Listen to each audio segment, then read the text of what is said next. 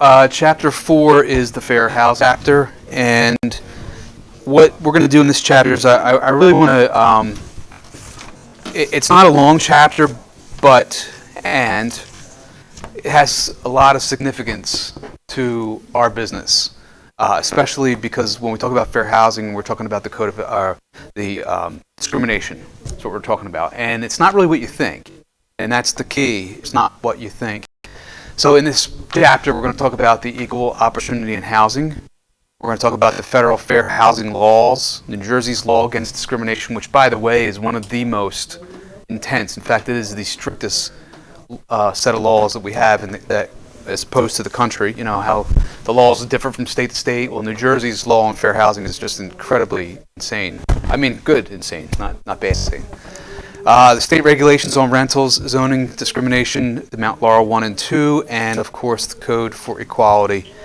So on page 50, equal opportunity in housing. Brokers and salespeople who offer housing or land for sale or rent must be aware of the federal, state, and local law to fair housing.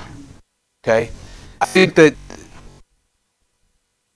we actually have a video that I would normally play for you, and maybe we'll play it a little bit later on. But it's a video on fair housing, and just to kind of give you an idea what happened in the field. But licensees who offer housing for sale, for rent, must be aware of these laws. Okay, it affects every phase of our business. Every phase of what we do is affected by fair housing.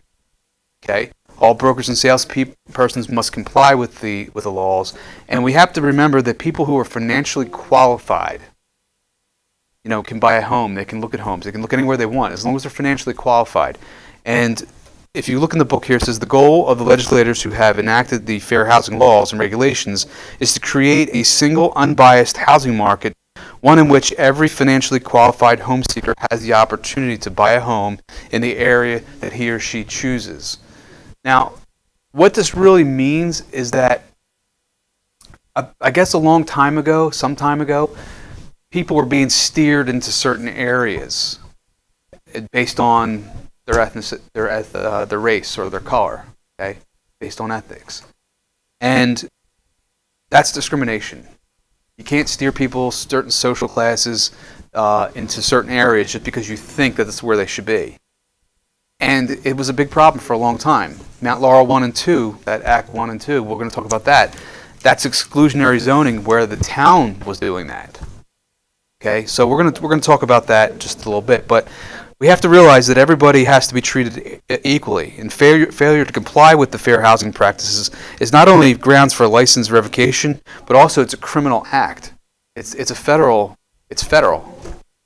So it's a big deal, and I will tell you that the Fair Housing Unit for the federal government, they do tests. They go around and test different states, communities, so does the state.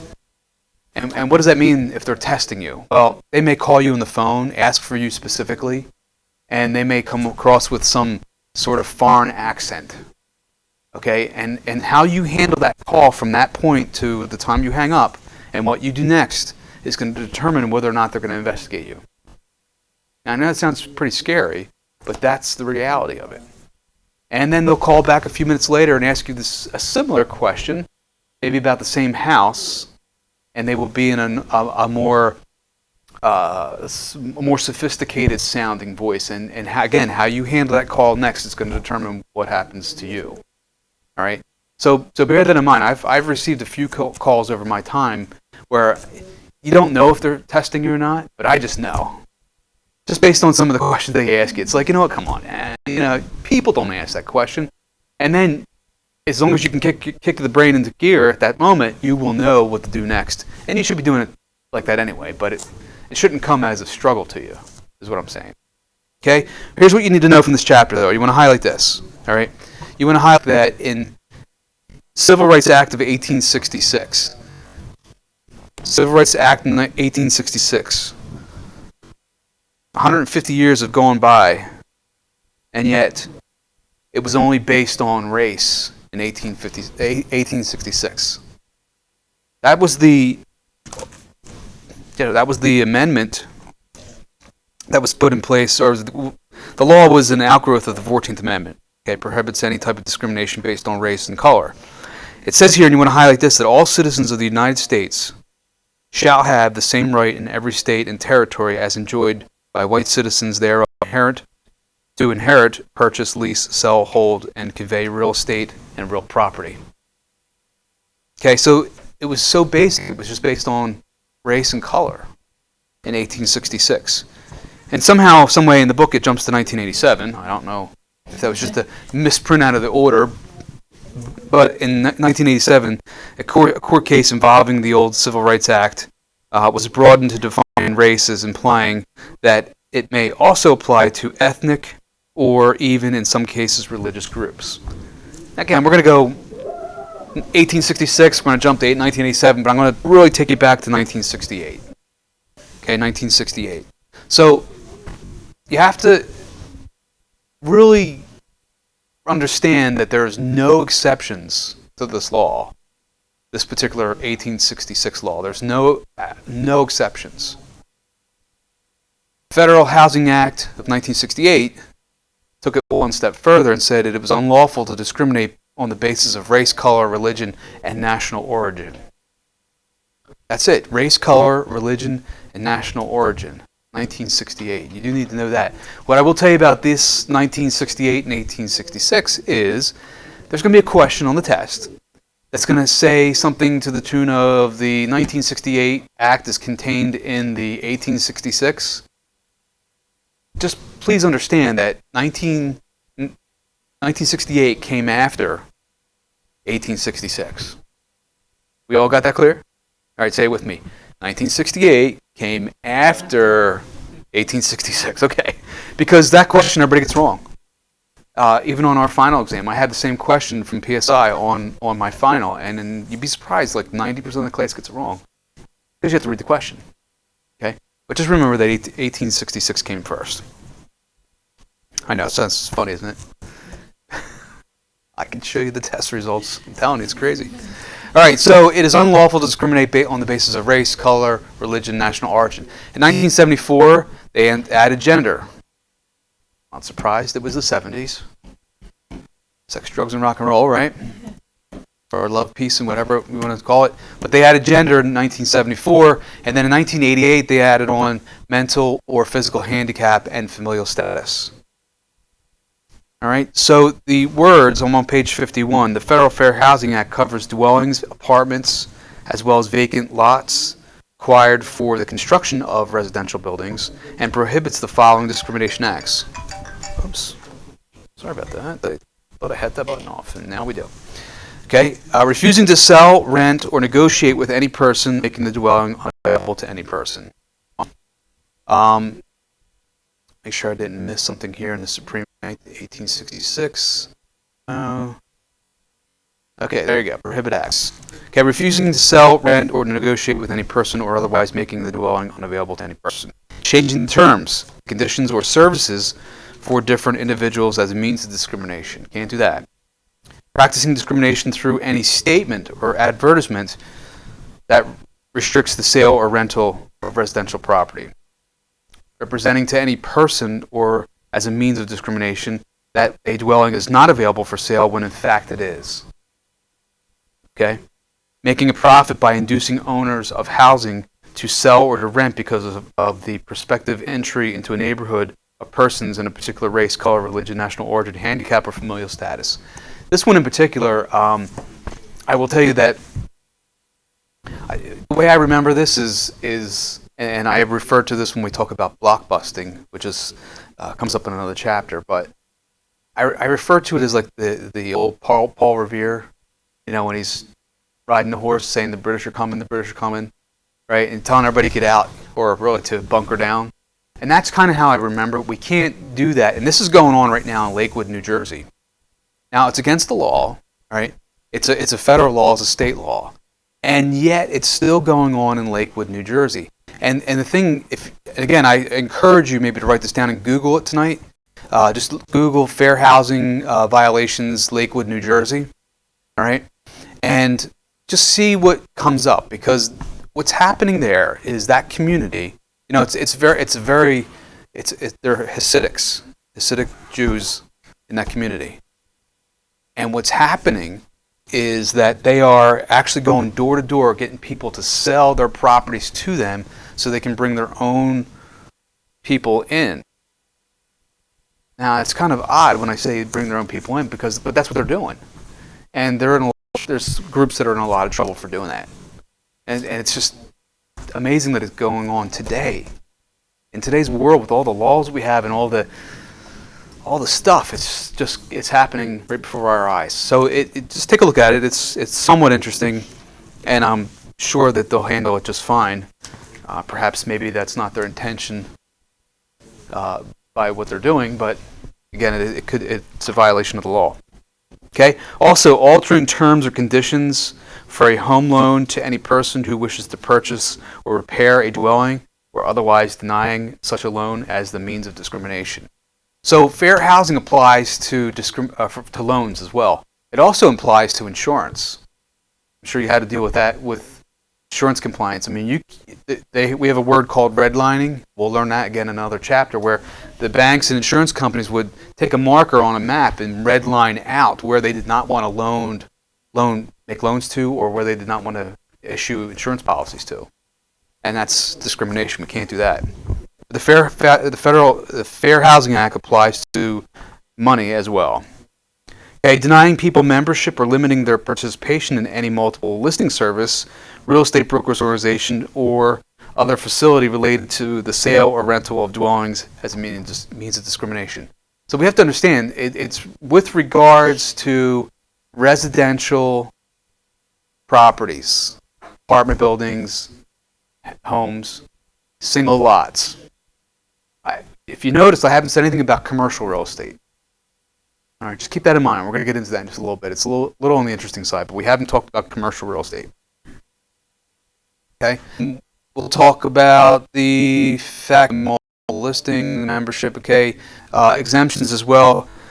There are some exemptions, as you could imagine, with all the restrictions or exemptions. So I want you to pay particular attention to this and maybe highlight this. The sale or rental of a single-family home is exempt when the home is owned by an individual who does not own more than 3 such homes at one time, and when a broker or salesperson is not being used. So highlight that. That's why it's italicized in your book. I'll just make it very clear. When we're involved, because we have a professional license, when we're involved at any point, these laws apply. So, as a homeowner, you don't have to comply with these laws. But you can't use a real estate agent. You can't use a broker. You're going to take the risk of doing it on your own and discriminating and somebody filing a suit against you. But it says right here, there's an exemption. Now, the exemption is if you own less than what? It says if you own no more than 3 homes at one such time. Now, 3 homes is your personal residence and 2 others. The reason behind that is because homes, including your primary, considered a landlord. You're considered in property management for a living, which then you would have to comply with the laws. Does that make sense? Okay. So, yes. I'm sorry, quick question. Going back to the Lakewood issue. Yes. That means there were broker salespeople that were doing this and not individual property owners? Well, that's kind of what that's where they're trying to find out. If brokers and agents were involved in this, or if it's just the next door neighbor getting involved. Either way, it's still a violation. The thing of it is, if the brokers and licensed agents were involved, yeah, hands down. I mean, it's a no-brainer. But what's happening is that people are being told to move, and then they're calling, oh, by the way, you can call this broker over here. You can call this broker over here. They're in that community where there's only a few brokers that will represent that area. Again, they're trying to decide and figure out, unravel the web that's been spun.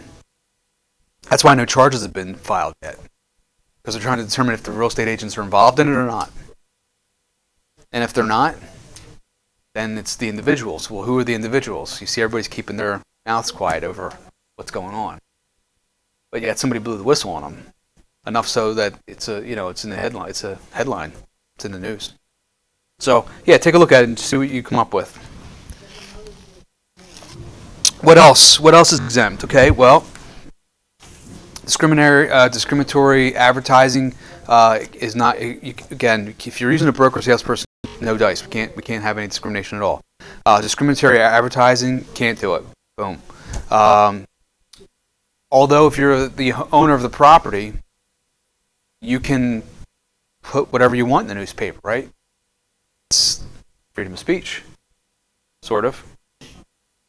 But when you're advertising your house for rent, and you put in there, I don't know, what would be something that would be no children, for example, that's a violation. You can't say no children. You can say adults only. Or can you? Doesn't sound like it. You can't. No, you can't. So landlord, let's say it's a private landlord who's not using it. Mm-hmm. Can he restrict who he rents to? Well, here's the thing. If he's living in the unit, if it's a two-family unit, right? You have a duplex, side by side, up and down, and he's living in the building. That's his building. He lives there. You can restrict to a degree who you rent to. Now, I say to a degree because if you have a wife or a woman knocks on your door with 3 kids and he turns around and says no children allowed, well, we're going to see inside here whether that pertains to him or not. So if you're renting out a room in your house, yes, you can discriminate. But when you're side by side, you can't. Even if you own the building and you live in that building, there's a very fine line. And the thing is this, I wouldn't want to be challenged. If somebody, if I were doing that, I wouldn't want to be challenged by someone that says, well, I'm going to file a fair housing suit against you. Because what's going to happen is they're going to, like in this Jones and Mayer case on page 51, all they had to do was just refer back to 1866. It's insane because, there's like, all right, hands down, 1866, and you're like, ah. Now that's interesting. 10 years ago, I had a rental. Okay. I didn't know any of this. Right. My assumption was I could do 1 and 2 based on who I thought would take care of it. Mm-hmm. So it wasn't an issue. Right. Most cases, it's not going to be an issue, but what they say is to a financially qualified person.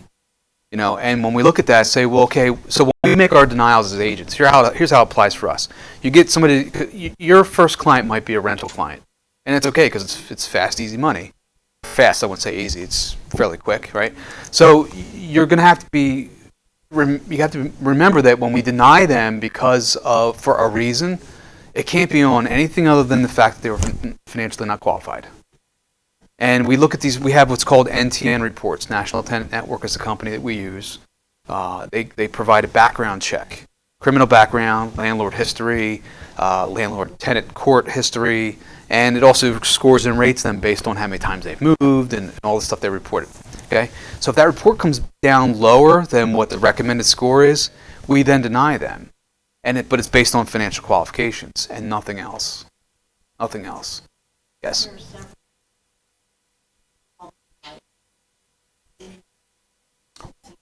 Well, this is a great question, and I appreciate you bringing that up because we could get several good tenants, good applicants, that is, where they're all scoring very well.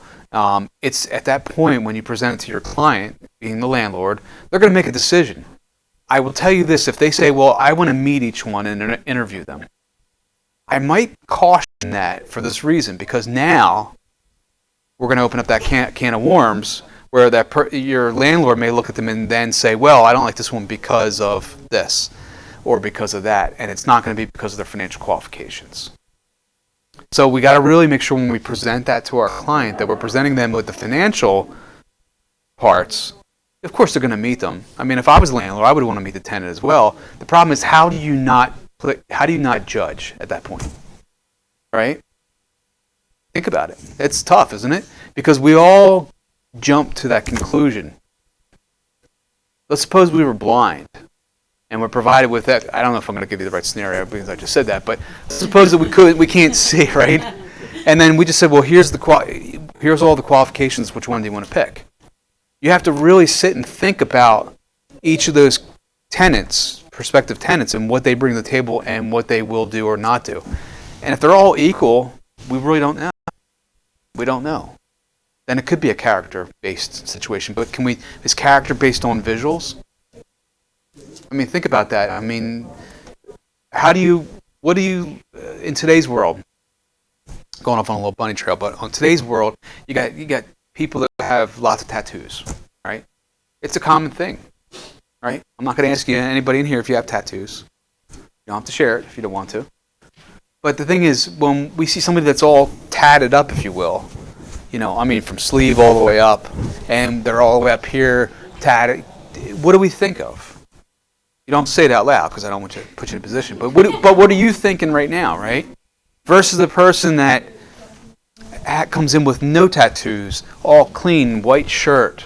Oh, not me white shirt, but like a shirt, a tie, all trimmed up nicely. Yet that person that's all trimmed up nicely is embezzling money, millions of dollars. Yet that person who's with the white collar is committing atrocities, hurting people in ways we can't even imagine. So you see, it becomes I'm not here to give you that lecture, believe me. This is not a let's have a soapbox lecture of what you do on the outside, but you're going to have a license, a professional license, and how it applies to real estate and what we do every day is key to you staying out of trouble. And if you want to be a landlord, if you're going to represent landlords, if you're currently doing property management, you need to really understand and know the laws. One of the things that I will tell you to do is get a copy of the book from New Jersey's landlord tenant. It's put out by the DCA, Department of Community Affairs. In fact, I think it's online. In fact, if you all send me an email, or one person sends me an email, I'll send it to you. I have it in PDF. How's that? I just remembered I had that. I will send it to you as a PDF. And it's not that long. Read through it. But there's a whole bunch of things that you can and can't do as a landlord and what a tenant can and can't do. I think it's wise to wrap your head around that before you start practicing. Okay? So the exemptions part 2 is that, also on page 51 on the left-hand column, all the way down, it says again here, homes that are a broker, salesperson, agent, or used, no, can't discriminate. Absolutely not. And it says here, if the owner is not living in the dwelling at the time of the transaction or was not the most recent occupant, only one such sale by an individual is exempt from the law in any 24-month period. So you're allowed to discriminate once every 24 months if you weren't the most recent occupant of the property. If you own no more than 3 units, which I just find to be very ambiguous and confusing. And yet at the same time, I guess that's how they wrote it, is not to be too clear, but to be a little vague so there's room. Room for what? Interpretation, right. Okay, rental of rooms or units is exempt in an owner-occupied 1 to 4 family dwelling. Okay, dwelling units owned by religious organizations may be restricted to people of the same religion if membership of the organization is not restricted on the basis of race, color, national origin, handicap, or familial status. And private clubs that is not open to the public can restrict the usage. So as long as they're not open on a commercial basis, they can restrict as well. Case of Jones versus Mayer. Again, I would suggest just reading it. It's a short blip of what took place. But essentially, any case with fair housing that's brought to court through the legal system, they refer right on back to 1866. 1866. Okay. On page 51, top just above that, though, it says 1974, the amendment added gender to the protected class. And in 1988, 2 new classes were added, those with mental and physical handicaps, including AIDS and familial status, which is family members under 18 years of age. Alcoholics and persons in treatment are considered a protected class. Drug abusers are not, nor are those who pose a threat to health and safety of others. So they've again recognized the fact that alcoholism is a disease. It's a protected class. However, if you're a drug abuser, you're not protected. Now, the reason, and again, I see some of us shaking heads and like, well, why would one be and I guess here's the reason, because you can be born with right? You can be born with the alcohol addiction. I suppose you can be born with the heroin addiction too, right? But, it's not for me to dispute. But at the end of the day, that's what they added on. This whole thing a little further down, housing intended for older persons is exempt. I want you to highlight this too, please, by the way. Housing intended for older persons is exempt from the familial status requirements if it is solely occupied by persons 62 years or older, or if 80% of the units are occupied by at least one person 55 or older. Now, an interesting thing about fair housing and the fact that, we have in New Jersey a lot of 55 and older communities, right? In fact, it's a niche market. So much so that it's a niche market. All right? And yet, I don't suppose they're going to ever change that law in New Jersey for age.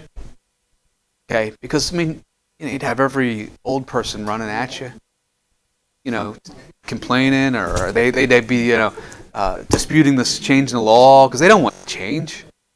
They moved there for a reason, right? To get away from the noise and racket. Now, but the reason is they do have some restrictions, and they are pretty specific. Now, again, I believe that each community can have their own set of restrictions so long as they're compliant with this right here. Yeah, absolutely. So we'll take a pause right here for one quick minute, and hang on 1 second. Let me just do this real quick. And let me hit. All right, let's see if we can get back on track. Any questions with that? And even with fair housing stuff, there are attorneys that specialize in fair housing. It's always good to get somebody local first and ask some questions. And again, if that's not their specialty, then move on. We're going to talk about eminent domain coming up soon. It's a word that we're going to learn. There's attorneys that specialize in that as well. So, all right. So we left off with page 51. Talking about the senior communities, and again, I think that the bottom line is it is a specialty if you want to get into that specialized market. Okay, and I'm going to have you just flip over to. I don't like where this is placed, but go to page 54, if you would please. Page 54 has this chart, figure 4.1. I want you to highlight that, somewhere so you can go back to it. That chart is really what you want to study from with this chapter, okay? The chart shows you, I'm a bit of a visual person, but the chart shows you that how the sequence of events took place, and you can see New Jersey has one of the strictest laws for fair housing. So when you're doing your studying, go back to that chart. And then maybe go back and read a little bit of the chapters, but go back to the chart, okay? Back on to page, if you wouldn't mind, page 51. The Equal Housing Opportunity Poster in 1968, part of the Federal Fair Housing Act of 1968, instituted the use of an equal opportunity poster, which must be displayed in the office somewhere where people can see it. All right. All of your financial organizations, your banks, real estate companies, I believe even in your insurance offices, you have to have this poster of some sort posted up. What's that? If you're doing finance? Yeah.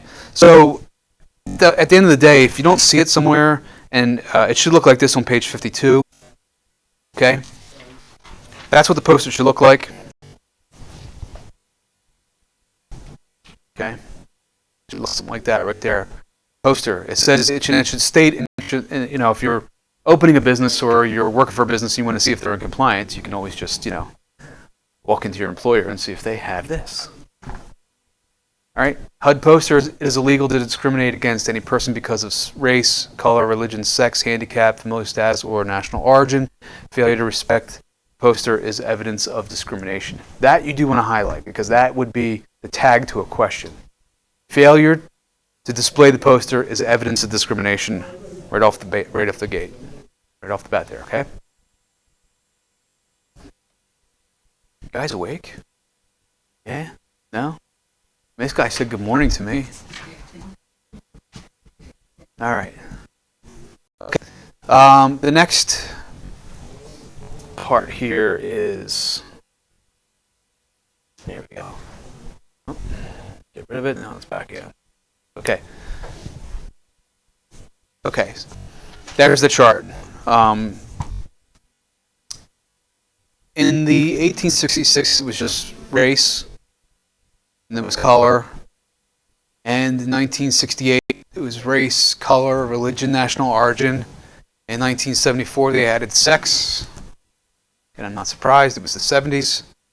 It was the only thing they added. And fair housing. Nobody gets that, though. Nobody from the 70s. All right. Okay, we got it. All right. Got it. Okay. Just want to make sure I'm on this shit by myself. That's all. Fair housing amendments, 1960 or 1988.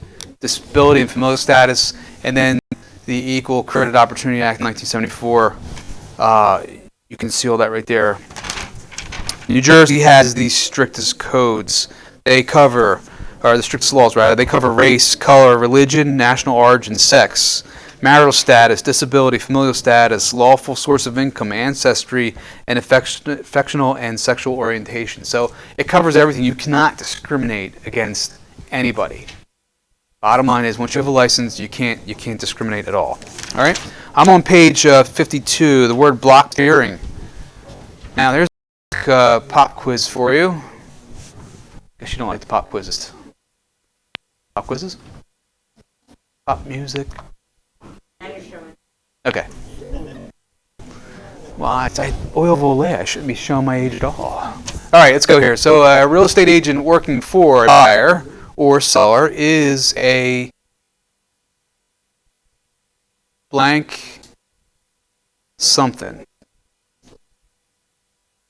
For a buyer or an agent, special agent.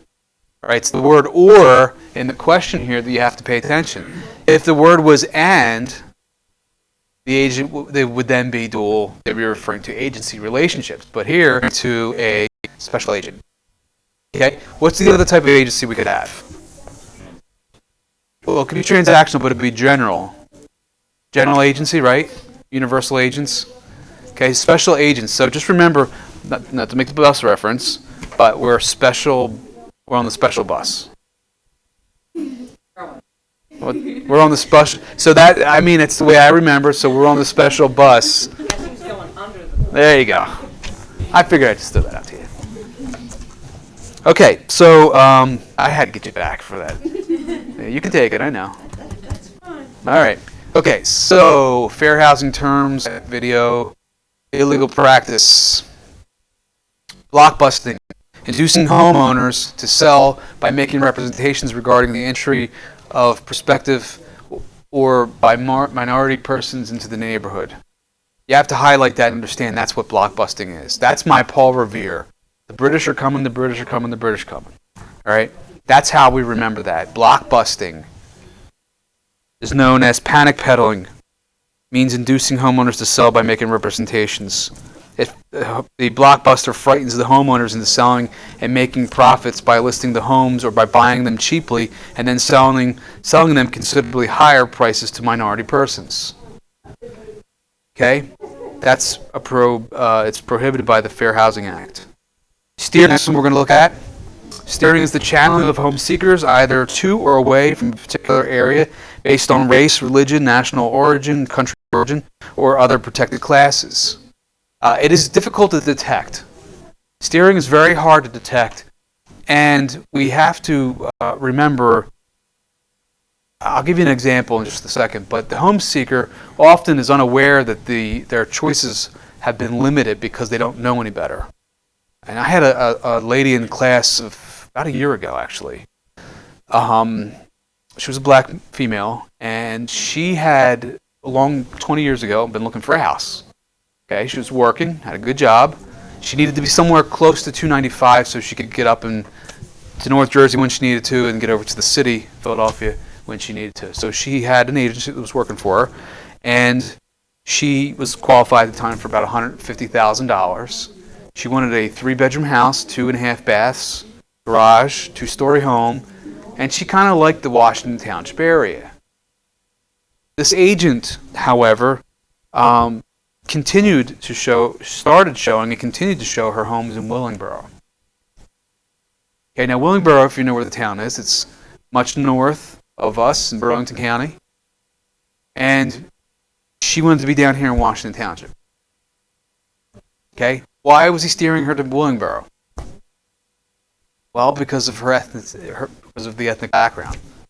He felt that that's where she should be looking, because instead of saying, well, it's because that's where we have $150,000 houses, and you told me you wanted to be on the corridor and you wanted to be able to get to Philadelphia quickly and to get to North Jersey quickly. Yes, from Willingboro you can do that. Okay, but she felt differently, eventually dropped that agent and bought a house here in Washington Township. Okay, I bring that story up because that's not uncommon where you could see yourself in that situation. Now, was your intent to steer her into the Willingboro area? The answer could be no. You could your answer could be, well, my consultation sheet shows that she said I will want to live anywhere from Gloucester, Camden, Burlington County, where I can be close to 295. Here's my price range. Well, we're not looking in Haddonfield because the price of homes are $300,000. We're not looking here, or here, right? So we have to be very careful when we're in the field, when we're showing people properties. And we got to be sure that we really let them choose where they want to live. If that person says to you, Washington Township, 3 bedrooms, 2.5 baths, garage, 2-story home, and I want to spend $150,000, well, we have to make sure that we are still looking for the $150,000. Oh, bearing gifts.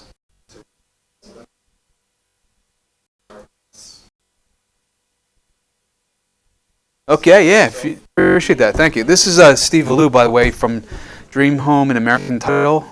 Title companies we haven't gotten to yet, but we'll make sure you get some of his cards. You're going to need to have some of these vendors in your pocket, if you will, for when you go to do business. Yes. Yes. Now, is that legal? Thank you. Well, we're not licensed yet. You're not licensed yet, so we're okay. Yes, very good question. Sharon is the one you got to watch out for. So if Sharon calls you, be careful. No, I'm just kidding. Thank you. Thanks, Steve. So, quick question. Yes. We just had a title agent. Yes. Who chooses the title agent? Is it the homeowner? Is it the agent? Well, that's a good question. Actually, maybe I should bring Steve back in for that. Is he still there? Went back to class? Okay.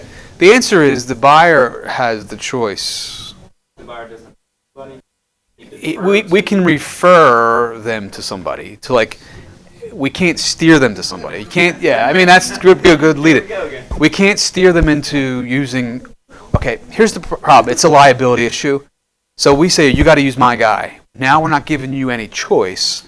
You got to use my guy. You don't know any different. Your charges could be going through the roof. Now, with title charges, everything's regulated by the state of New Jersey and federally as well. But the state of New Jersey, with their license, it's regulated. So they can only charge up to so much. But inside of the new disclosures, the buyers and the sellers have the ability to shop around to get the best cost. Because there's going to be varying costs from company to company. I mean, it's quite normal, with a limit being here of what the state says you can charge. So the answer to your question is the buyer has the choice. If the buyer doesn't know any better, as an agent, you're going to want to recommend, perhaps, or refer them to someone you've done business with, or maybe multiple people, and they let them choose. That would be the answer. Did you experience that? Okay. This is a great question. Very, very good question. Yeah, very insightful. Okay, so that brings us to the word steering, right? The word steering. So it's difficult to detect, so we got to be careful when we're in the field practicing, because it can happen. I'm not going to say that I did it, but I could see myself at times when somebody just doesn't want to listen to the advice you're giving them, where they want to live in this town, and quite frankly, there's just nothing for sale in that price range. But giving them some alternatives, or perhaps asking them what their second choice or third choice would be a great way to kind of get around that, so that doesn't occur with you. It's one of the more common things that happens because we're just not aware of it. And our intentions may not be to steer them at all, but to simply do a great job for them. Does that make sense? Can you kind of see yourself that might be a problem? Yeah, you got to be very careful about that. Next word we're going to get to is what we call redlining. I mentioned it to you earlier. Redlining is the refusing to make mortgage loans or issue insurance policies in specific geographic areas without regard to the economic qualifications of the applicant. More particular, what they used to do is they used to have a big map on the wall. You know, when we used to have maps on the wall. Do everybody remember that? Yeah, my first real estate office, we had a map on the wall. I thought it was the coolest thing in the world.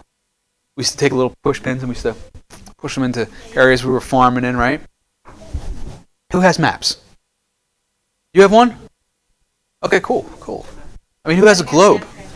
You are transportation, right? So, yeah, I would think that you would need a map, yeah. Well, I mean, we have GPSs. Nobody even looks at a map. Of course, we got Google Earth, where you can visit anywhere in the world without ever having to leave your living room. Isn't that pretty fun? I visited the Vatican yesterday. Yeah, I zoomed right on the Vatican. I was checking it out. I was like, oh, there's a square. How about that? And if you actually Google Earth the pyramids, it's very cool too. Because in the faint distance, you can see the Sphinx. That's pretty fun. All right, I digress.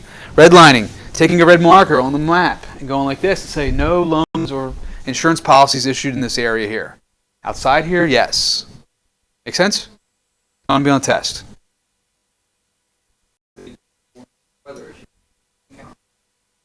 Right, so it's got to be based on, and it says right here, based on the financially qualifications of the applicant. Okay, it says without regard to the economic qualifications. So if you're basing it on all right, I'm not going to pick on the city of Camden, but let's just say you decided to take out your red marker and said, well, from Federal Street all the way over to MLK, we're not making loans. Why? It's got to be, well, we can't, first of all, do that. It's got to be on an individual basis. You can't do that, right? It's got to be on an individual basis based on their qualifications. Now, I will tell you this, that we can base their qualifications also on the property. If the property is not qualified, you can base it on the property, but it cannot be on the individual or the area.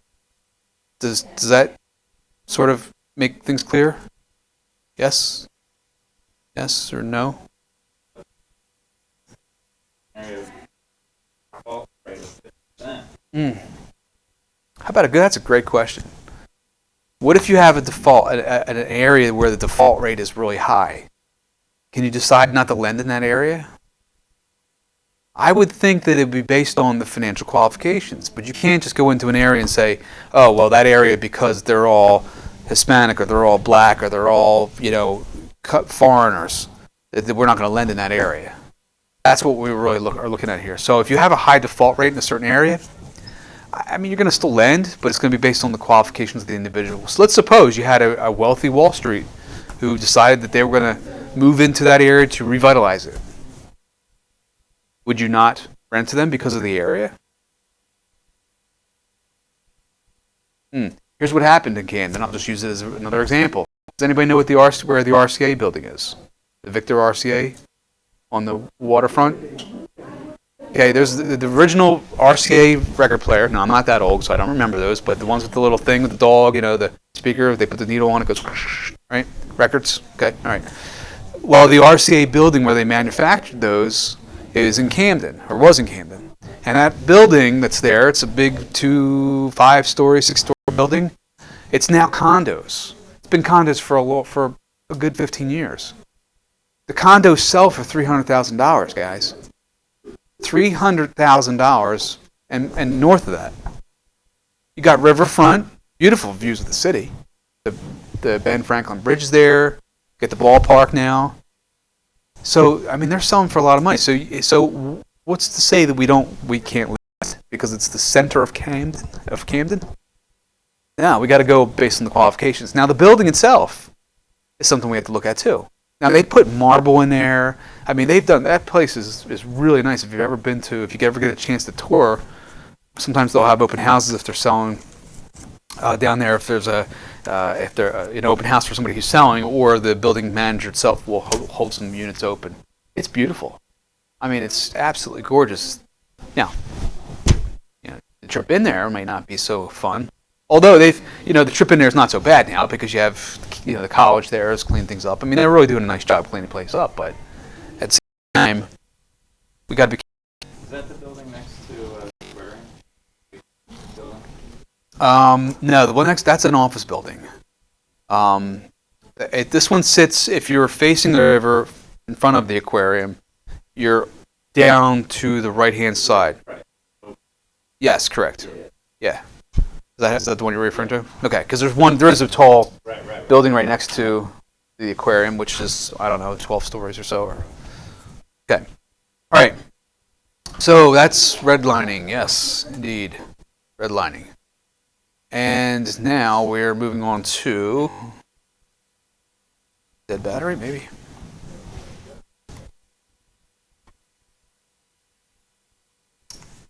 Okie doke.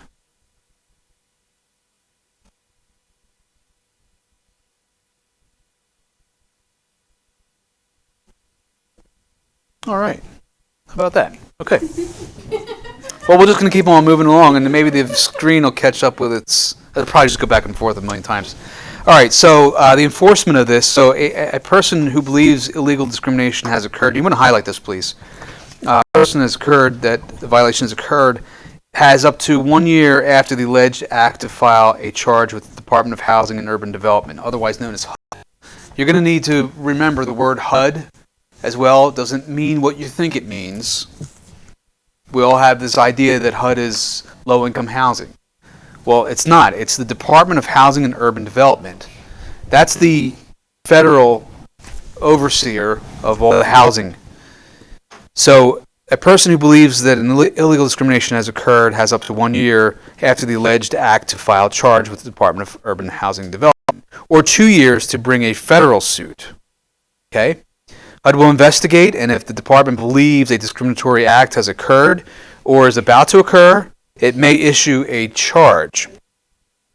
Any party involved may choose to have the charge heard in front of the federal district court, and if no one requests the court procedure, the charge will be heard by an administrative law judge with HUD itself.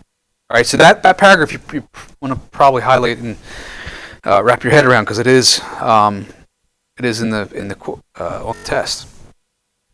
Now, if we go up to the top of the page, so you can see some of the violations that are there. In addition to penalties, they can impose ranging from $16,000 for first offense up to $42,500. It can go as far as $70,000 within 7 years, and at some point, there's punitive damages in addition to all that. And again, fees could be added onto and added onto and added onto. In such cases mentioned, the guilty party may be required to pay the other side's legal fees, court costs, which again could add up to thousands of dollars. Complaints brought under the Civil Rights Act of 1866 must be taken directly to the federal court. Last thing before we take a break is going to be with regards to the threats or acts of violence. So the Federal Fair Housing Act of 1968 contains criminal provisions that protect the rights of those who seek the benefits of the open housing law, as well as the owners. It is unlawful to threaten people, to coerce them, to intimidate them, to be to anything at all. You can't do that. You can't. There's no violence. You can't have violence. You can't intimidate. And the law is there to protect those people, and they could take action against you on a federal level. All right. Any questions up to this point? Now, did that take us up to about an hour? Almost. Okay. So before we take a break, hit me with your best shot. What do you got? You got to have questions about fair housing. Some of the things we talked about. No? Nobody has a question about fair housing. It's amazing. I love it, though. Okay? All right, so again, just going back over how we need to apply it to what we do.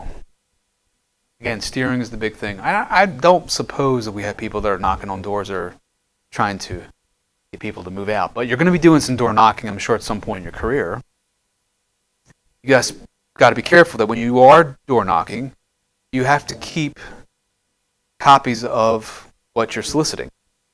So if you were knocking on doors to invite the neighbors to an open house, and you're knocking on more than 3 doors, you've got to keep a copy of what you're giving them, as well as the list of all the homeowners that you knocked on their doors for 1 year. All right? Did you read that somewhere in the book there? No? Maybe it's the next chapter. Okay. It's in there somewhere. I'm sure it is. You got to keep copies of all this stuff. And yes, you may need a permit or a license. Most towns now are requiring a solicitor's license. And I think it's a couple dollars, $35 maybe. It's not much, but just get it. If you're going to knock on doors, make sure you get that license. Cold calling? Yeah. You got to check the do not call list. Just when you're door knocking. Now, should you keep it? Sure, just in case somebody wants to. It's in your phone log. What's the script that you were using? I think, more importantly with this business, if you haven't learned at this point, you've got to document everything. Keep copies of stuff. We have electronic files now. You can just scan this stuff up to this thing that's called a cloud, wherever that may be. It's probably in somebody's backyard, right? It's in Al Gore's backyard. That's what it is. So you just want to keep copies of everything you do, just in case, because you never know when somebody's going to file a complaint against you. Try everything possible to stay out of court, and then somebody file a complaint against you. Yes, sir. All right, so you wanted a question about Awesome. fair housing. Yes. Filed a complaint against you. I have not had a complaint filed against me. No? Ah, knock on wood. Yeah, I've not had any complaints filed against me.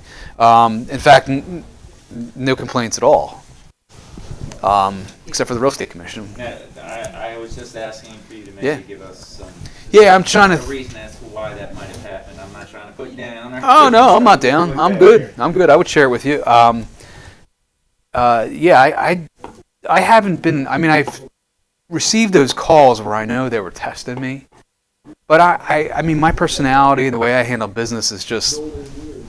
There's no difference. Everybody's the same to me. Well, you know what? The first thing is they'll call you with this accent. I mean, they'll put on their best accent and try to call you and say, "Hey, is that property still available?" I mean, and again, you'll get that call and you're like, "Okay, is this dude for real? Or am I being punked?" Like you're looking around for Ashton Kutcher. You know, you're like, "Am I on camera somewhere?" And then you have to really pay attention to what they're saying. Now, let me go one step further. Let's suppose that you have somebody call and that you don't speak the language. And you then decide that you're so frustrated that you're then going to push them off onto somebody else, perhaps somebody who does speak that language. Is that considered discrimination?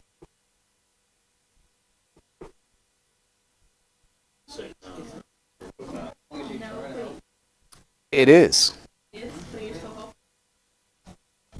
You're still helping them if you stay involved. If you remove yourself from that and say, look, I'm just going to refer you to this person, and you step away, you're discriminating.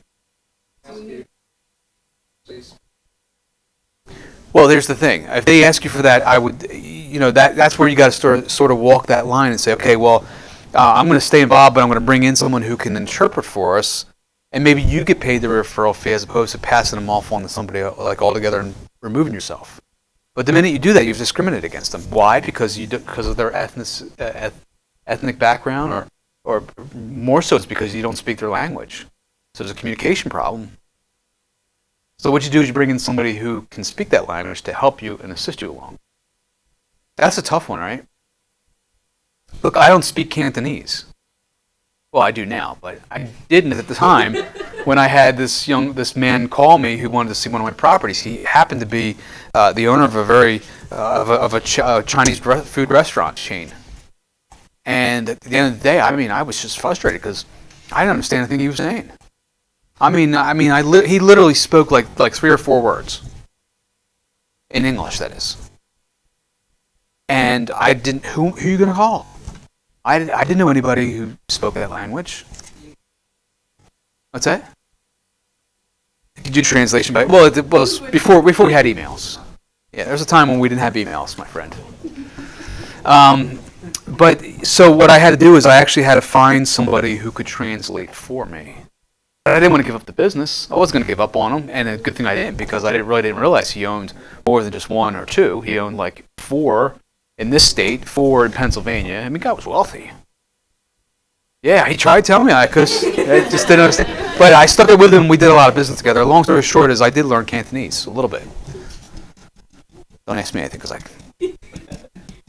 sure I'd say it wrong. And even if I said it wrong, you probably wouldn't even know. All right, let's take a short break right here. Okay, take about 7 minutes, 7 minutes, grab some food. All right? Just so you know, Fred, I emailed you about the PDF. PDF, you emailed me. Yes. One class I had somebody from Cautious, the owner of Cautious, his wife was here. So, surprisingly, one day, he pulls up with like 10 pizza pies. I'm like, that was a nice treat. 2 days later, of course it was Monday and Thursday, but I don't know. Thursday, another truck full of pizzas coming in. I'm like, I can get used to this. Of course, then she did pass the last, by the way. Had to make sure of that, right? Otherwise, I would have been in trouble. All right, how do I get rid of this little fancy thing? Nothing against the law with that. No way. Man, I'm not rebating, right? Okay, so I don't know how that's going to work. All right, you get the idea. Okay, New Jersey's law against discrimination. That's what we're talking about now. I'm on page 53. All right, so New Jersey, in 1945, New Jersey passed a law, a bunch of laws, which basically broadened the federal laws. In 1966, by 1966, it covered housing and public accommodations, as well as the original field employment.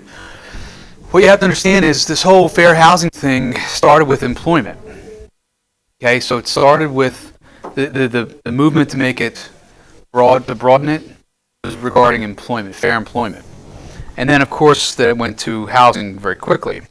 Protected classes in New Jersey, as we saw on the chart, it's race, creed, color, religion, national origin, ancestry, gender, marital or familial status, lawful source of income, affectional or sexual orientation, and mental and physical disability. So in New Jersey, you want to highlight the bottom there as well, that New Jersey now considers protected class of marital status to include domestic partnerships and civil unions. To get into the, it talks about, New Jersey covers everything. And you'll see more and more of that as you start to go through, not so much with our state because we're already there, but other states as they start to talk about that, yes. It seems like you could be prosecuted under state law, federal law, both. They seem to overlap, is that? Well, they do overlap, and of course the way you can be in trouble from both levels. If you could be in trouble on the federal level, and of course it would be state level, you could be in trouble on the state level, but not the federal level.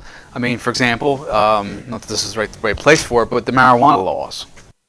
All right, so if a state has that legalized, it's still illegal it's a federal law that you cannot possess or be in possession of marijuana, right? But the state allows you to do it. So it's kind of one of those things where, you know what I'm saying? The federal laws are generally not as, they're a little more watered down. There are less of them, and then states can add more on them, but they can't have less than the federal. So it's kind of like an odd situation that we're in with I don't know how I got into marijuana, but it's all good. My question then would be, can you be prosecuted for both? You know, I would say that you would be prosecuted, you can't be tried twice for the same crime, if that's what you mean. So being prosecuted twice for the same crime? Can you be prosecuted Also in the federal level, yeah, you can. And which one's going to supersede? You know, it just depends on the intensity of the crime, what it is you're being sued, like what. See, let me put it. If I'm in the state court being sued, and they're referring to the federal case, the 1866 case, you see what I'm saying now? So you can use federal cases to be sued on a state level. Federal cases are not necessarily going to refer to the state cases throughout the whole country because the states are in control of their own domains. Make sense? Yeah. Okay. Page 54. We're talking about prohibited activities in New Jersey, refusing to sell. It's going to look very similar to the national to the federal rather, refusing to sell, rent, lease, assign, or sublease as a means of discrimination, licensees refusing to offer property or to negotiate transactions as a means of discrimination. Bless you. Okay, changing the terms of the transaction, being involved with any expression, direct or indirect, of any limitation based on discrimination. This includes statements, advertisements, publications, signs, rent applications, purchase offers, and records of inquiries. So even if you're not directly involved in New Jersey, you're still involved. So the point of this is that you have to speak up if you see discrimination going on, or say something to the supervisor, such as the broker. Say, hey, I'm not sure if this is, but here's the case. If you're remotely involved in it, or if you're not involved in it, it's someone in your office doing it, you gotta speak up. Because the whole office will be in trouble, including you, yes. I have not had to do that, fortunately, but I do know of an office that happens, where an agent came to me and asked me what they should do. Different offices. And I said, well, you gotta go talk to your broker right away. And if you feel you're not getting the response that you need there, then you can call the New Jersey Real Estate Commission. Ask them what to do. And then if you still find that there's problems, call the Department of Housing and Urban Development. It was something that they saw happening on a case, not something they were necessarily involved with.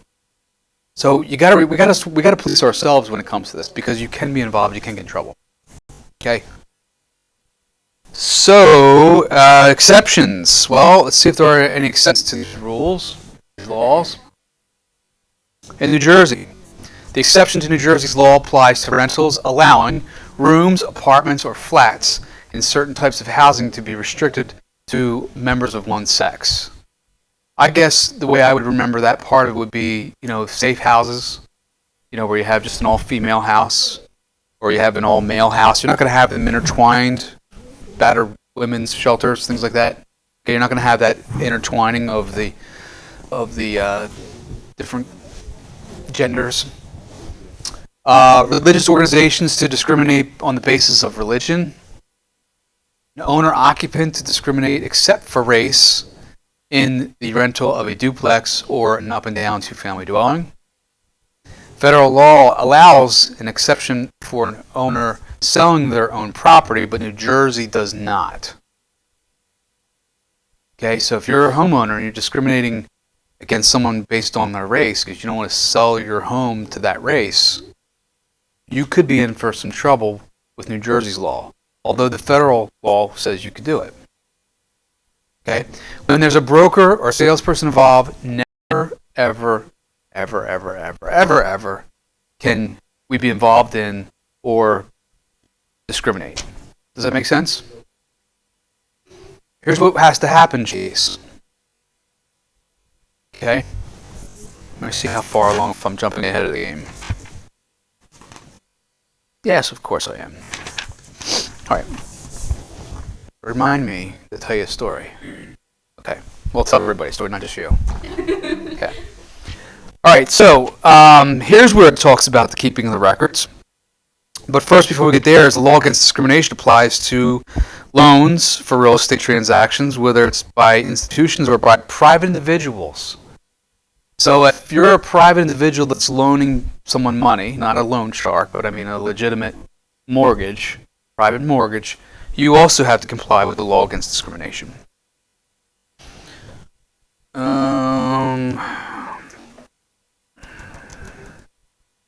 Okay, blockbusting and record keeping. This is where I want you to highlight. That's where I was telling you earlier about keeping the records must be kept for 1 year by any broker soliciting listings for more than 3 homeowners on any one block in a single month. Whether by mail, telephone, there's the answer to your question, by telephone or door-to-door canvassing, records must include names, addresses of those being solicited. So New Jersey's law says you have to keep them for 1 year. Whether cold calling, canvassing, door knocking, if you're sending out a mailer to some particular neighborhood, you got to keep copies of everything. All right, page 56, the enforcement. So complaints brought under New Jersey's law must be filed with the state's attorney general's office within 180 days after the alleged offense occurred. Highlight that, please.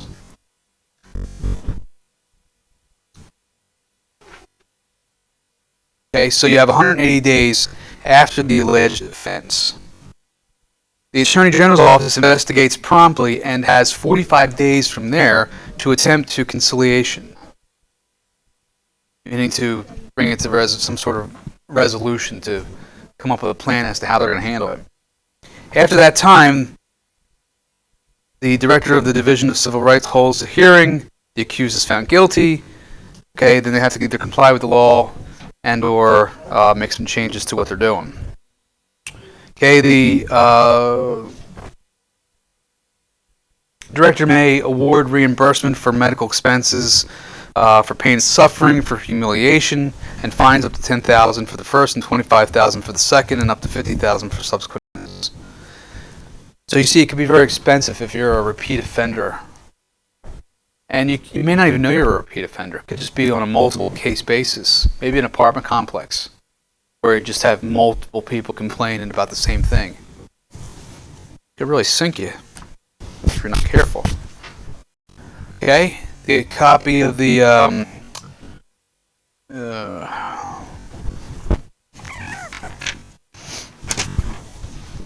all right, state regulations on rentals. So source of income and children and family. While these are two categories that are not listed as protected classes in New Jersey's law against discrimination.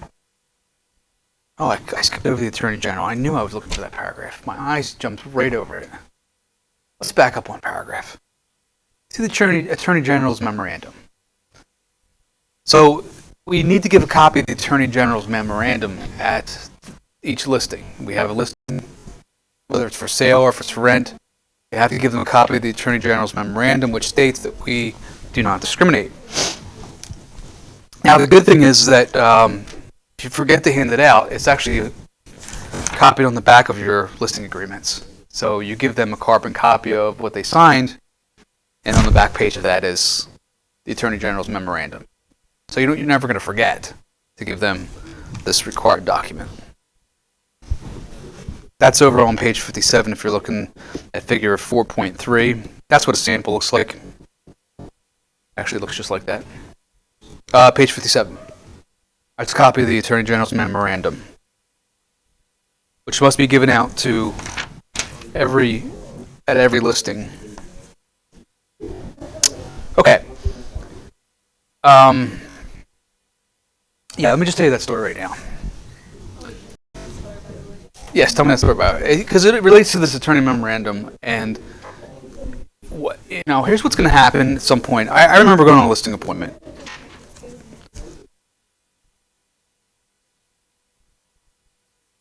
Yes, you have to give this out at every listing.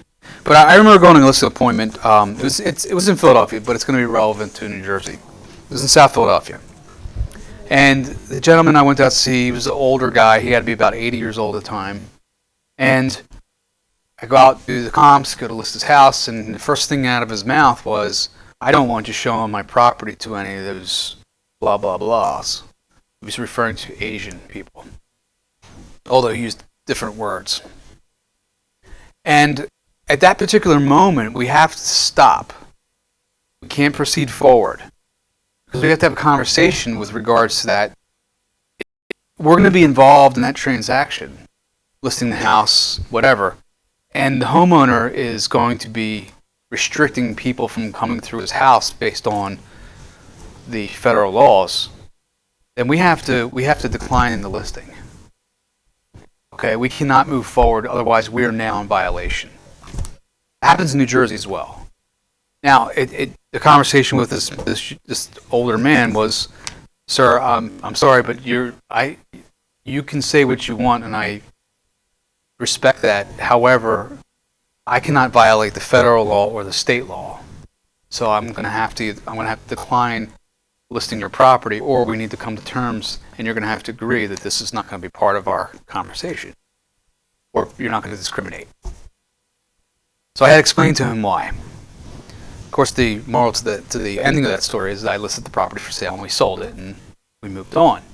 But you have to recognize that right away and handle it right away. If you're involved in that any bit, okay, you can be in a lot of trouble according to what we just read. Does that make sense?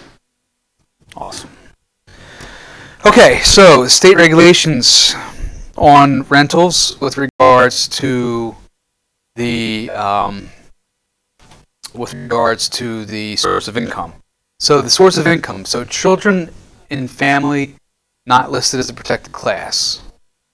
State statutes prohibit refusing to rent because of the would-be tenant's lawful source of income. This includes welfare, money received for welfare or Section 8 housing, or children that are under 18. So when we look at New Jersey, while these two categories are not listed as a protected class, in New Jersey's law against discrimination, statutes prohibit refusing to rent because of the would-be tenant's lawful source of income. Lawful source of income. This provision covered only by state is not a federal law. It forbids discrimination based on income derived from welfare or such programs as Section 8 housing. The statute also prohibits refusal to rent to families with children under 18 years old. This is covered again under federal law. So we got to make sure we understand that whole part. You can't discriminate because somebody has children. If they come knocking on your door, all right, how would we be discriminating against children? Anybody want to give me an example?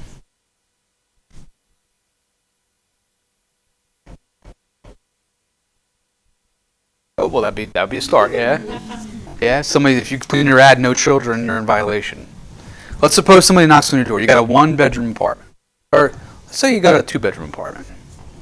It's a female, a mother, and her 3 children, 3 boys, all let's say 5, 7, and 9.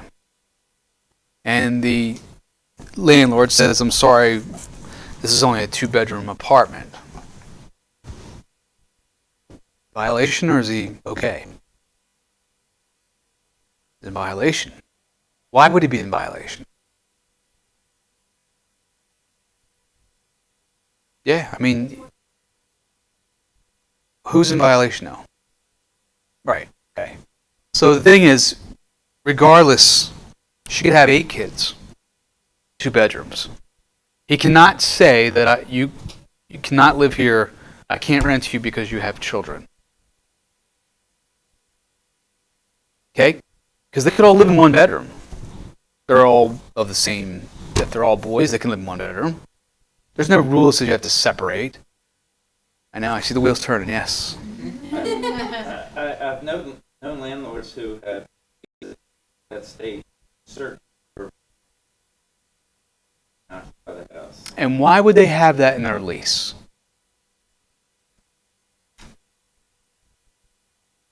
Why would you have that in your lease? Why would you have an occupancy restriction in your lease?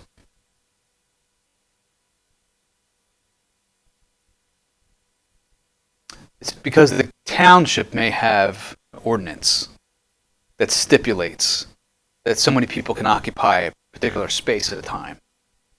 That's the way it works.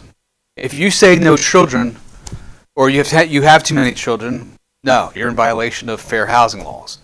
But if there's a restriction based on the town's ordinance, you're not in violation, are you? You see what I'm getting to?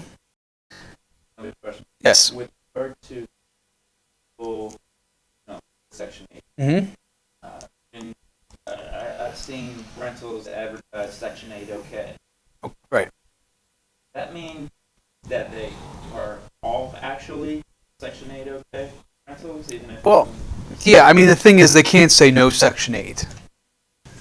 But if you say that Section 8's okay, I guess you're looking to draw people right, but I'm there. saying the ones that don't want Section 8 rentals, they can't do it. You can't say no Section 8. You can't say no Section 8 based on lawful income. It has to be based on other qualifications or lack thereof. It can't be based on lawful income.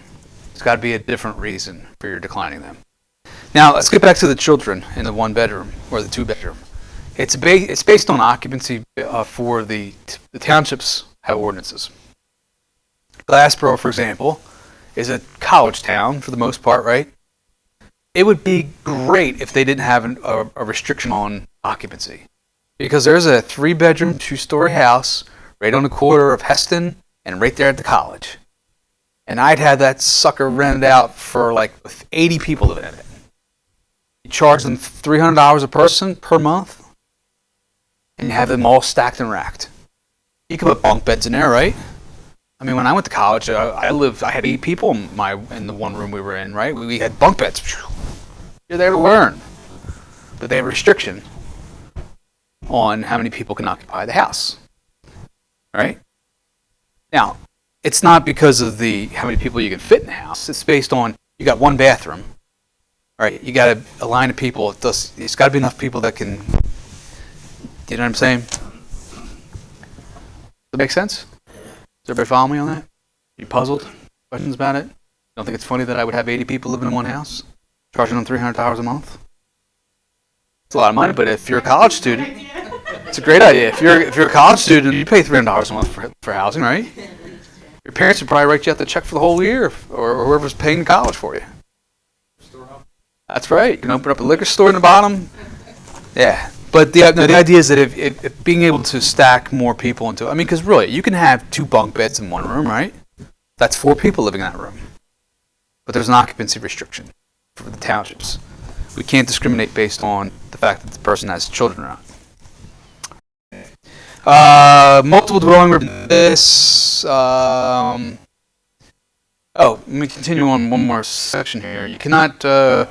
Landlord cannot refuse to rent a 1-bedroom apartment to 2 members of the same sex if the apartment would be available to members of the opposite sex who are equally qualified. Okay? Lease may not be voided on the birth of a child.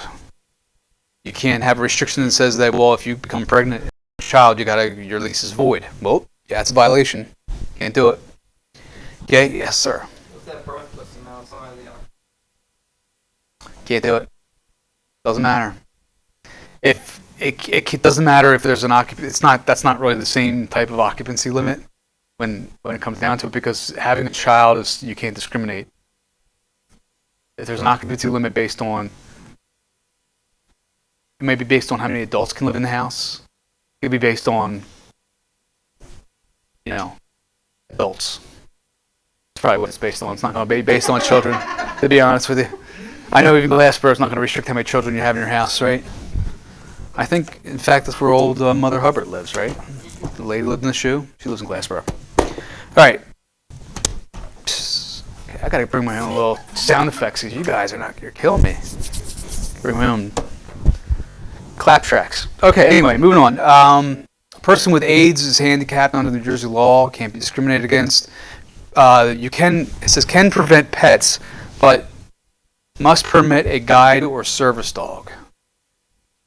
Isn't that interesting? A guide or service dog. What if you have a guinea pig that's your service pet? Or how about a parrot? I've seen someone has, I heard this, I haven't seen it, but I heard somebody had a parrot as a service pet. Yeah. They were only dogs. Well, a service pet because they have anxiety. And the animal provided them with no anxiety. Not that the dog's going to go fetch the paper for you or go, hey, Sparky, go get me a beer out of the refrigerator. That would be great, but it doesn't work like that. They're for anxiety. Yeah, can you imagine? Somebody had a pig, a giant pig. How is that relieving your anxiety? I'd be afraid of the thing falling on me. Or eating me. There's got to be criteria that's got to fit into. I'm sure there is, but it just seems kind of silly to me. I have a parrot a parrot as a way of soothing. It was on the internet. I'm telling you, it's on Wikipedia.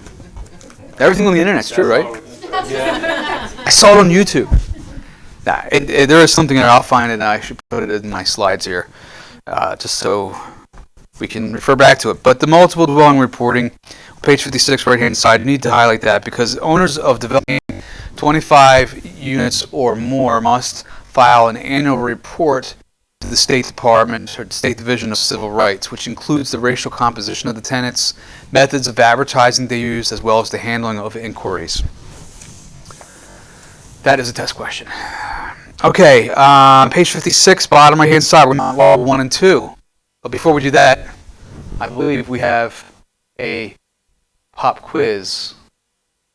Legal agency is legal with a buyer's or seller's blank informed consent. Okay? Go deeper. With their what? Signed, or we could say written. That'd be about written. Is that? Did you say written? Oh, I'm so sorry. Thank you. Yeah, that's how the signature came up. Okay. You know, I'm deaf in one ear, and it just happens to be this ear right here. So that's funny. Sorry, Richard. No problem. Keeps things interesting. Thank you for bringing that up. And I want my $10 back. No, I'm just kidding. It's all good. I'm just kidding. All right. So the Mount Laurel 1 and 2. So what did Mount Laurel do to get themselves in trouble? Anybody know? If you read the book, you would know. They discriminated against what? Low income. And what did they do with low income? They steered them, right? Basically, what they did is they alleged and were found guilty, but they basically did not want low income housing inside of the town, so they pushed it to the outskirts of town by using what's called exclusionary zoning, saying that no zone in here is going to be low income housing or multifamily homes. It's only going to be single family with lots being this large. You know what I mean? There's ways of doing that. So they said, well, out here you could put the multifamilies and apartments and things like that, allowing those buildings to be built on the outskirts of town. In 1971, however, a lawsuit was brought to and against Mount Laurel by the NAACP for illegal discrimination against low-income and moderate-income persons through the use of exclusionary zoning. The court stated that all developing communities had to zone for their fair share of low income and moderate income, and they could not just try to push them off to the outskirts of town or, in fact, try to push them out of town. 1983, Mount Laurel was in trouble again. Mount Laurel Act 2, and NAACP filed another lawsuit against them and won for the same reason. Only that what they wanted to do is they wanted to provide a broad range, basically saying that the communities said that all municipalities have an obligation, and they wanted more specific guidelines. So this was accomplished by allowing a higher density of developments and 20% set-aside zoning for mobile homes, and required that the communities cooperate with efforts to obtain subsidies. They're in trouble again. By the way, it's not in your book because it hasn't come out yet. But you can Google, if you wouldn't mind. Mount Laurel. Yes, they're in the news again for violating the Mount Laurel, their own acts called Mount Laurel 1 and 2. So if you Google Mount Laurel and put, current events, Mount Laurel Act, NAACP, you're going to find they're in trouble again. See what you find. Because they didn't follow up on this. Yeah, because they're not following through with it. They're still claiming I don't really think it's the case, although they're not leaking out a lot of details about it other than the fact that they still find them to be in violation of the exclusionary zoning. But the whole area is exploding and developing. And inside your development, you got to set aside 20% of your inventory in any development for low income and moderate income housing. So if you have a development, let's say you've got 100 homes, and your homes are valuing at $300,000, well, that's not really moderate or low income housing, is it? So you have to take 20% of that and set aside for those people to get that type of housing. Yes, sir. Talking about private developers, Yes. they can't just build whatever they want. They have to comply with the Mount Laurel Act, otherwise they will be sued under this act. Set aside. That's what they're trying to do. They're trying to set aside other developments. And so this is what happens. Yes, that's what is happening. Is they're setting aside. It's been going on for some time. I'm in Cherry Hill, all right? Pennsauken is my neighboring town. I need to have, say, 20% set aside in Cherry Hill. I don't have it. Pennsauken has 60%. I may want to borrow from Pennsauken, and in order to do that, I'm going to give you maybe some extra trash service, maybe an extra police car once in a while. I'll have them patrol the streets for their 20% that I need. That's what towns were doing. Still keeping out the low-income and subsidized housing in their towns. Just because you're borrowing credits from one town and you're giving them services does not make for your compliance. Well, that's what was happening as well. So, Governor Christie actually has been working hard on that particular item. Besides, if I had an instant stop button, I would stop this before I said anything else. But in any direction, I mean, he's been working hard to make that change because he doesn't. It's not fair that one town can borrow credits from another town just to skirt the system. That's not how it works. Okay. All right, page 59. Code for Equal Opportunity. So the laws, brokers and salespersons, the laws are in place for us to follow. I mean, obviously, the laws are clear and widely known, and that if we are going to be in this business dealing with housing, we have to comply with the law. So the Code of Ethics, the National Association of Realtors has adopted, along with their Code of Ethics, what's called the Code of Equal Opportunity. And it sets forth some standards that we should be practicing. The HUD Department of Housing and Urban Development and NAR have partnered together to create guidelines for local boards to follow, as well as for each of us to follow. Implications for brokers and salespersons is to a great extent we have to really be responsible for maintaining this we have to really police ourselves, like I mentioned earlier, make sure that we are following the rules and the laws. Because the complainant does not have to prove guilty knowledge or specific intent, only the fact that discrimination occurred. So you want to highlight that because that's really a problem. Well, it's not a problem, it's just the way it is. The complainant does not have to prove guilty knowledge or specific intent, just the fact that it happened. So whether or not you're steering somebody or not, by intention, it doesn't matter. If it happens, it happens. So we therefore have to be aware of this. If you're representing somebody in the sense of a rental and they're discriminating just because it happened, not by intent, and you're involved just as guilty. Advertising on page 59, same thing. We got to be careful with what our ads, how they read. If you look on page 60, all right, we have to be careful what words we use because the guideline print.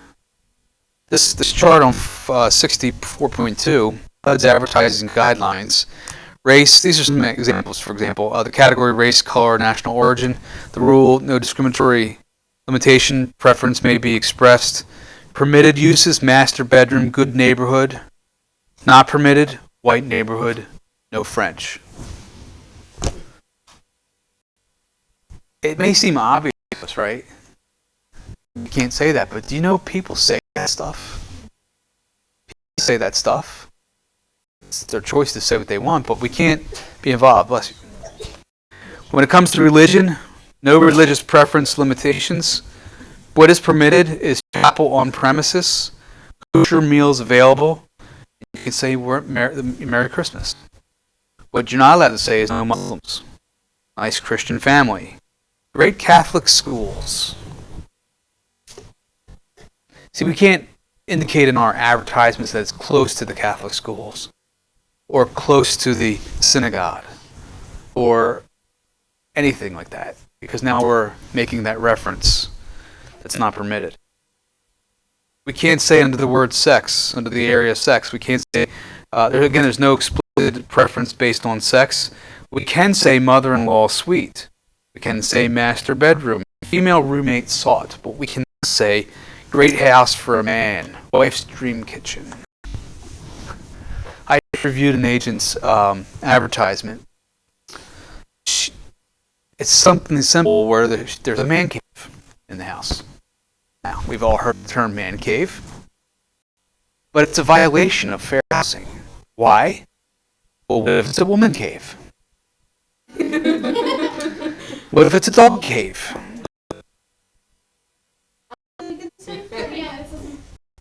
Could be a father-in-law suite. Can't be a man cave. Although the man cave could be the father-in-law suite, but you can't say man cave. Does that make sense? We got to be very careful with the words we use. No, it doesn't make sense. You could say it doesn't make sense at all. What's the reason behind master bedroom versus what would we use? Where did the term master bedroom come from?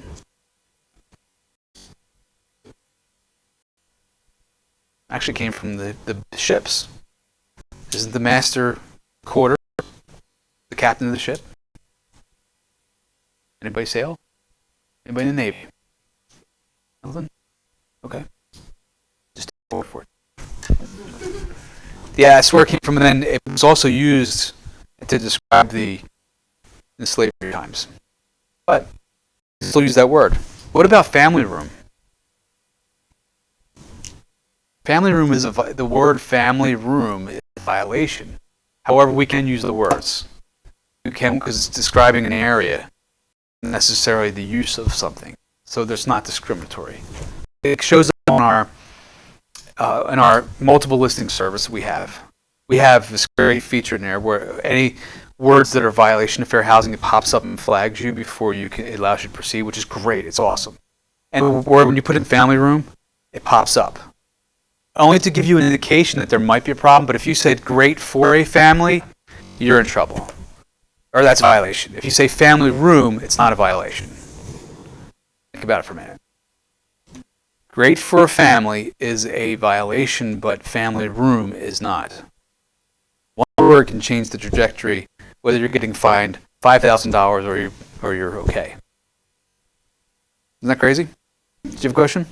No, I was just asking if you have this. Yeah, there is actually a list. There's what we have here, but because we have that great system in place, and don't rely on it totally though when you get out into practice. Don't rely on that totally, but it does pop up and warn us. You know, yeah, disability. Okay, no exclusions or limitations based on disability. Wheelchair ramp or walk to shopping is permitted, but no wheelchairs and able-bodied tenants only is not acceptable. I really can't imagine that we would say anything different than that, to be honest with you. But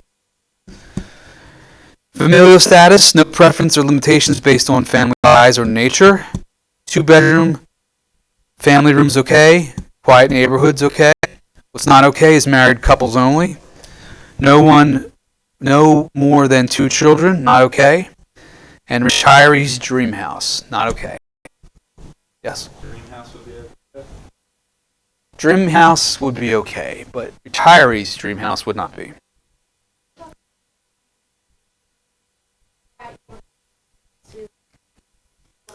But is that a material fact, or is that just an opinion? Sure. $1 million views. Well, what's $1 million view look like? $1 million sitting out there in the view?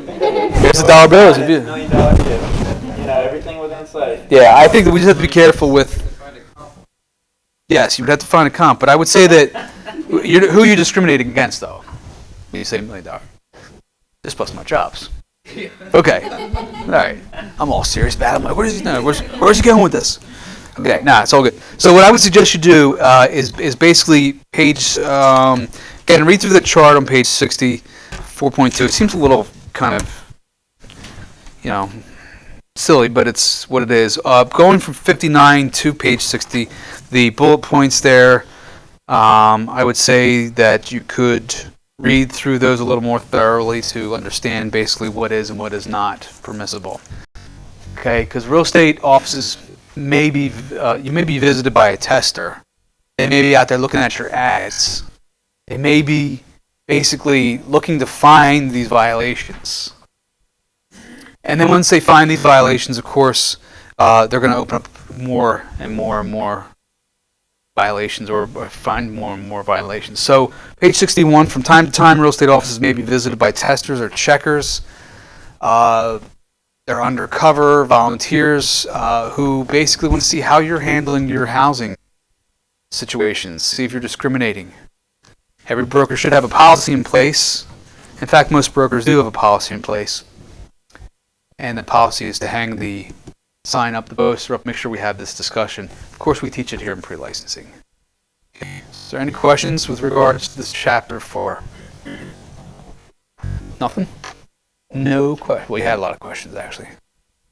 My suggestion with this chapter is to read the summary. Again, go back, read the chapter, read the summary, get through some of the questions, do the key term match. Also, some websites that are helpful there: the New Jersey Division of Civil Rights, the U.S. Department of Housing, Urban Development. Some fun stuff in there if you want to read through that. And that end of this chapter.